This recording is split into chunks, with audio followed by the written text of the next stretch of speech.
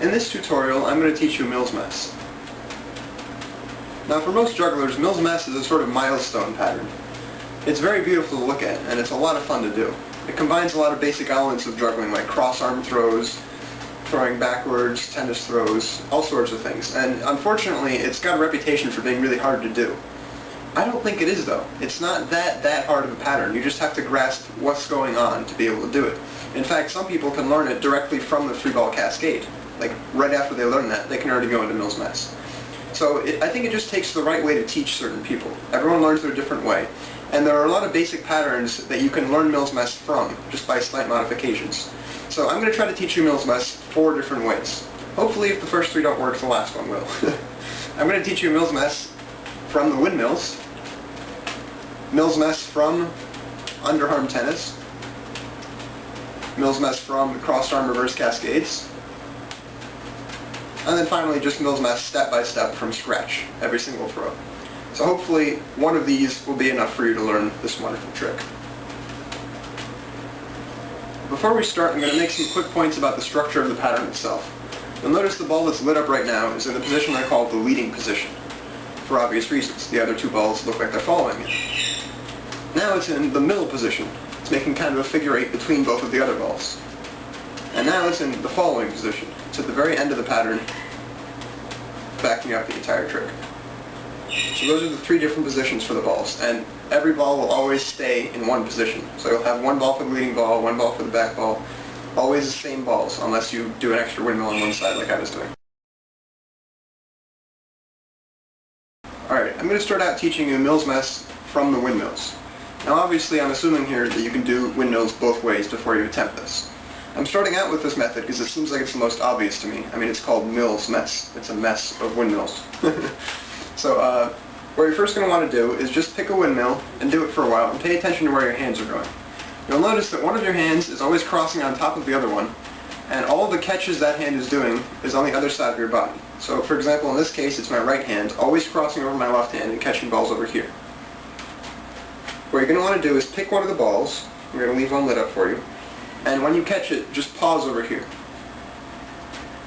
When you catch that ball, there should be a ball in the air. What you're going to do is do one more exchange with your left hand. So you're going to let this ball fall and throw up the ball that's in your left hand right now. Now you should again have one ball in the air. What you're going to do this time is you're going to take the ball that you've been holding for that exchange and you're going to throw it back across the pattern, so over the top. As you can see, that leads you into an opposing windmill, going the opposite direction. I'm going to do that again for you. You pick one of the balls, you stop it, do one exchange, and then throw it back the opposite direction. Okay? Pause it, throw it back. Now the idea is to be able to master that switch both ways, so also going this way. Just remember to do that extra exchange with the hand that's underneath, the one that just paused to hold the ball. Now eventually what you should be able to do is shorten the length of time you're doing a windmill on each side until the same ball is always being held. It turns out that makes you do a Mills Mess with the lit up ball that you're holding being the leading ball. So watch closely.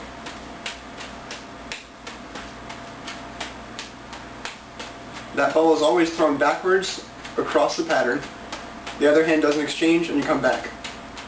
It's really just an extremely short windmill in both directions. And you have Mills Mess.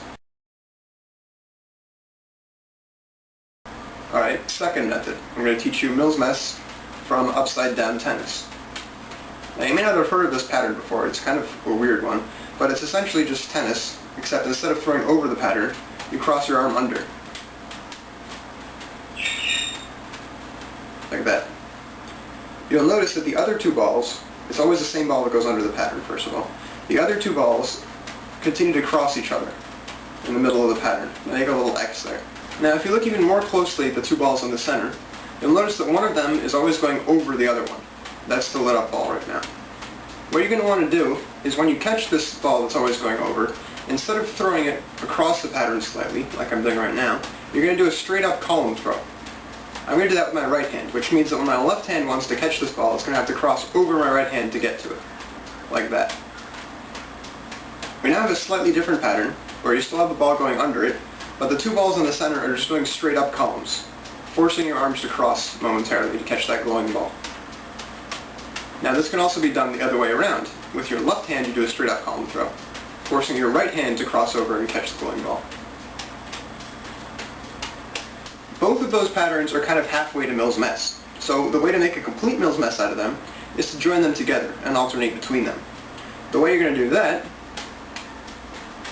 here's when my left hand is crossing over. When your left hand crosses over to catch that ball, instead of throwing another column, you're going to throw it back across the pattern. Your right hand's going to catch it and you're going to throw it back across the pattern again. Now the middle two balls are kind of jumping over each other in a reverse cascade looking manner. Your arms are crossing both ways, and what do you know, you're doing Mills mess. Believe it or not, that's actually how I learned Mills mess. I did it by accident. I was messing around with underarm tennis and I started getting confused about the middle two because it's kind of an awkward pattern. And suddenly I realized I was doing Mills mess. So that might not work for some of you, it might be a little confusing, but it worked for me without even knowing it. So maybe it'll help one or two of you.